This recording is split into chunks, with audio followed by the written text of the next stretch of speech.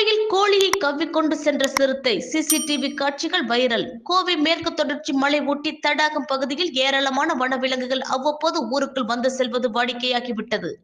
இந்நிலையில் கடந்த சில தினங்களுக்கு முன்பு அப்பகுதிக்குள் கருஞ்சிறுத்தை உலா வருவதாக வீடியோக்கள் வெளியாகி பரபரப்பை ஏற்படுத்தியது.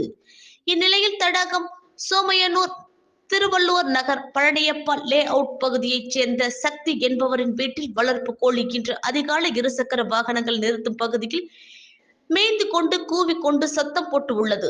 அதனை அந்த வழியாக சென்ற சிறுத்தை கோழி மதில் மேல் இருப்பதைக் கண்டு அதனை லாபகமாக கவ்விக்கொண்டு சென்று உள்ளது.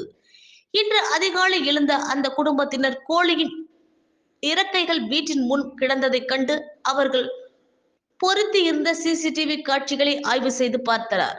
அப்பொழுது மதில் மேல் இருந்த கோழியை கவ்விக்கொண்டு சிறுத்தை செல்லும் காட்சிகள் பதிவாகி இருந்தது. இதை கண்டு அதிர்ச்சி அடைந்த அவர்கள் இது குறித்து அப்பகுதி மக்களிடம் மிகுந்த கவனமாக எச்சரிக்கையாக இருக்க வேண்டும் என கூறியுள்ளார். மேலும் இது குறித்து வனத்துறையினருக்கு தகவல் தெரிவிக்கப்பட்டு உள்ளது. அப்பகுதியில் அசம்பாவித சம்பவங்கள் நடைபெறும் முன்பு வனத்துறையினர் பொதுமக்களின் உயிரை பாதுகாக்க வேண்டும் என்பதே அனைவரின் எதிர்பார்ப்பாக உள்ளது.